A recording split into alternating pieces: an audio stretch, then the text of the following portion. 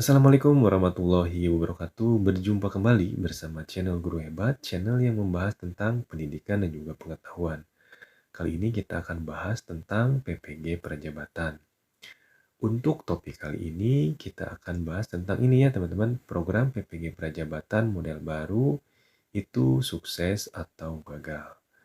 Nah, kita tahu bahwa program PPG Prajabatan model baru ini telah dimulai dari tahun 2022.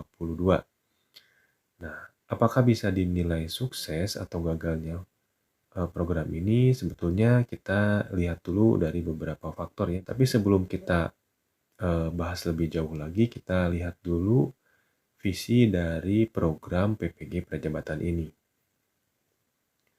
Nah, untuk visi PPG Prajabatan ini yaitu menciptakan keseimbangan kebutuhan dan pemenuhan guru secara kuantitas dan kualitas, sehingga layanan pendidikan dapat berjalan dengan baik demi terwujudnya profil pelajar Pancasila. Dari visi PPG Prajabatan yang saya dapatkan dari websitenya PPG Prajabatan, ini sudah jelas ya teman-teman. Untuk program PPG Prajabatan ini yaitu untuk pemenuhan kebutuhan guru. Jadi kalau misalkan kebutuhannya sedikit, ini tidak akan ada perekrutan ya teman-teman. Datanya itu dilihat dari guru yang pensiun di tahun itu. Dan nanti GTK akan melakukan pendataan terhadap jumlah guru-guru yang pensiun.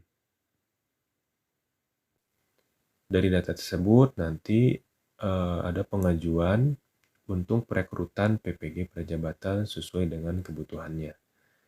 Nah, dari kebutuhan masing-masing daerah itu diharapkan dapat meningkatkan kuantitas dan kualitas layanan terutama di bidang pendidikan. Itu ya teman-teman. Selanjutnya kita bahas tentang lulusan PPG Prajabatan yang sekarang masuk ke tahun 2024 ya, baru ada gelombang yang pertama. Kita lihat dulu. Nah, ini adalah data lulusan PPG Prajabatan model baru dari tahun 2022 hingga 2024. Di sini untuk tahun 2022 itu ada dua gelombang pertama dan gelombang kedua. Pada gelombang pertama ini itu jumlah mahasiswa yang lulus hingga kuliah itu ada 13.545 orang. Dan jumlah lulusan PPG-nya hingga akhir itu ada 13.206 orang. Selanjutnya ada gelombang yang kedua. Ini lulusannya tidak berbeda jauh ya teman-teman. Jadi sama-sama 13.000. Cuma di sini ada 13.126 orang dan berkurang jadi 12.866. Ini jumlah lulusan PPG hingga akhir sampai mahasiswa mendapatkan sertifikat pendidik. Ini kenapa bisa berkurang ya dari awal masuk kuliah hingga dinyatakan lulus dan mendapatkan serdik. Jadi ceritanya itu kalau misalkan dilihat dari pengalaman saya dulu ketika kuliah PPG, di kelas saya itu ada 33 ya teman-teman, asalnya itu ada 33 mahasiswa yang telah dinyatakan lulus dan siap kuliah. Tapi di awal perkuliahan ada 3 mahasiswa yang mengundurkan diri itu berbeda-beda ya teman-teman alasan untuk mereka mengundurkan diri. Jadi kalau dilihat dari data ini ada sekitar 300 orang ya yang tidak lulus gitu ya. Ini ada berbagai faktor sih teman-teman ya. Ada yang mengundurkan diri ketika perkuliahan ataupun ketika tesnya itu tidak mengikuti ya. Jadi bisa mengikuti di gelombang 2. Misalkan waktu itu ada yang tidak mengikuti ujian UK PPG gelombang 1 itu bisa ikut di gelombang 2 untuk susulannya. Seperti itu ya. Dan ini total dari lulusannya itu sebesar 26.000 72 orang. Jadi ini total keseluruhan lulusan tahun 2022 untuk program PPG Prajabatan model baru. Nah, untuk program PPG Prajabatan model baru tahun angkatan 2023 sebetulnya ada 3 gelombang ya teman-teman. Tapi yang gelombang 3 itu karena kelulusannya itu baru di tahun 2024 waktu awal Januari, kalau nggak salah tanggal 5 ya. Jadi masuk anggaran tahun 2024 ke gelombang 1 yang ini ya. Nah, ini data tahun 2023 belum ada lulusan karena untuk gelombang 1 tahun 2023 ini masih perkuliahan ya, masuk ke semester 2 kalau tidak salah nih. Dan ini juga masih semester 1 yang gelombang 2-nya nih. Dan ini diperkirakan selesainya itu untuk angkatan 2023 perkuliahannya ya teman-teman, kalau berdasarkan pengalaman ini Mei atau Juni ini udah selesai. Jadi nanti teman-teman tinggal menunggu UKPPG gitu ya. Ini lumayan lama ya nunggunya, hampir sebulan. Kalau waktu itu saya sebulan lebih beberapa hari gitu ya untuk menunggu UKPPG ini. Jadi ketika teman-teman nanti untuk angkatan 2023 ini setelah UAS semester 2 itu tidak langsung UKPPG ya kalau berdasarkan pengalaman. Tapi nanti untuk teknisnya tidak tahu ya. Mudah-mudahan bisa dipercepat agar teman-teman juga bisa mengikuti tes P3K atau CASN ya di tahun 2024. Jika kita kembali lagi ke topik yang awal, apakah program PPG Prajabatan ini bisa dinilai sukses atau gagal? Ini harus dinilai dulu dari beberapa faktor ya teman-teman. Tapi di sini kita khususkan dulu penilaiannya itu dari faktor lulusan PPG Prajabatan model baru yang lolos P3K.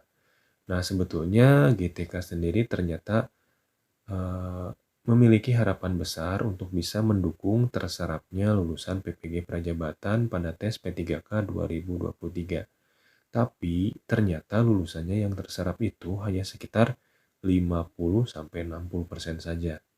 Jadi kalau ditotalkan gitu ya, dari 26.000 mahasiswa lulusan PPG Prajabatan itu yang lolos, bila kita taruh setengahnya gitu ya, setengahnya yang lolos dan tidak lolos, berarti sekitar 13.000 orang itu dinyatakan lolos dan setengahnya lagi 13.000 orangnya lagi itu tidak lolos.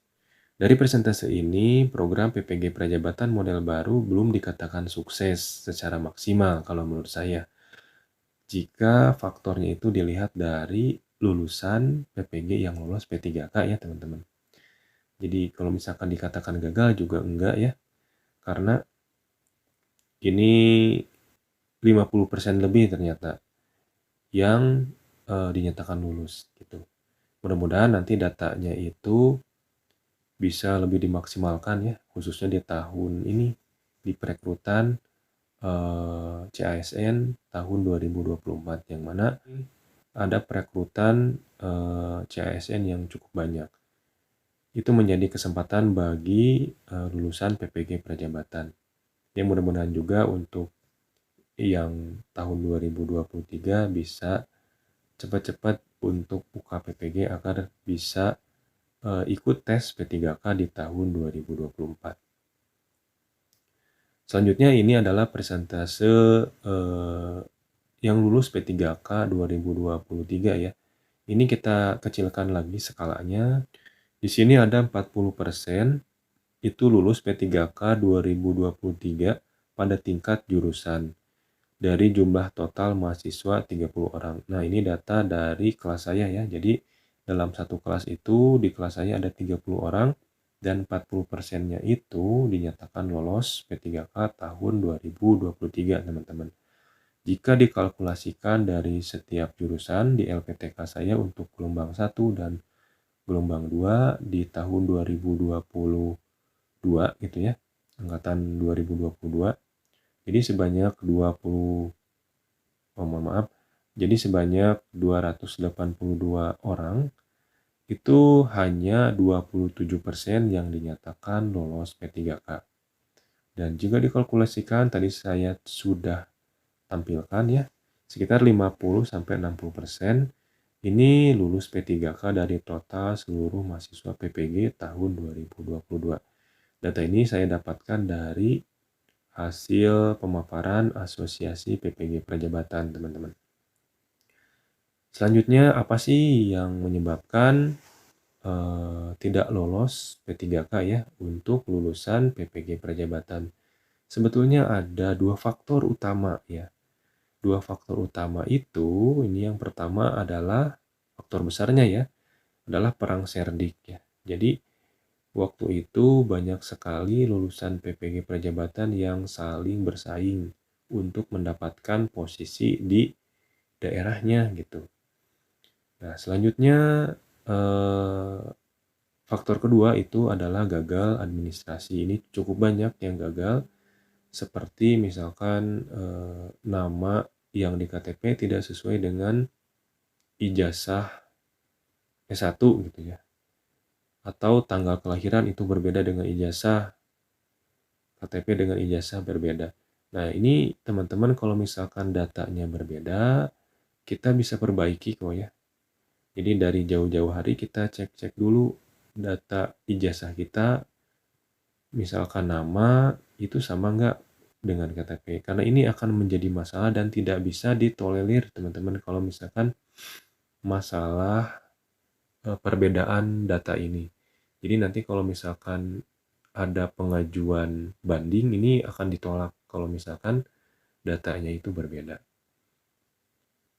Selanjutnya ada faktor lain, yaitu ada beberapa lulusan PPG yang tidak ikut seleksi P3K guru. Jadi ada faktor ingin ikut CPNS ya, jadi nggak mau P3K tuh. Ada yang ikut CPNS, Kementerian Pendidikan. Jadi mereka tidak ikut tes P3K guru waktu itu. Dan ada yang langsung menjadi guru sekolah swasta. Jadi mungkin mereka itu asalnya di sekolah swasta itu, terus resign, ikut PPG, dan kembali lagi teman-teman. Ya, kembali lagi ke sekolah asalnya. Ada yang seperti itu, jadi nggak ikutan dari awal tes P3K. Nah, dari faktor-faktor ini, teman-teman bisa lihat ya, ada berbagai macam faktor, tapi yang menjadi persentase terbesarnya itu lulusan PPG Prajabatan 2022 adalah perang Serdik dan gagal administrasi sih teman-teman ya. Harapan kedepannya bagi saya, lulusan PPG bisa terserap secara maksimal sesuai dengan bidangnya, terutama di bidang pendidikan. Sebetulnya tidak harus di P3K guru ya teman-teman. Teman-teman juga bisa di sekolah swasta ya. Sekolah swasta atau di bidang pendidikan yang lain. Sehingga jangan sampai teman-teman yang telah memiliki Serdik itu Serdiknya percuma gitu ya. Dan tidak digunakan di bidangnya. Ya, paling untuk video kali ini kita cukupkan sekian. Terima kasih bagi teman-teman yang sudah menyaksikan video saya. Jangan lupa teman-teman di subscribe channel ini agar semakin berkembang lagi. Terima kasih bagi teman-teman yang menyaksikan video ini hingga akhir. Wassalamualaikum warahmatullahi wabarakatuh.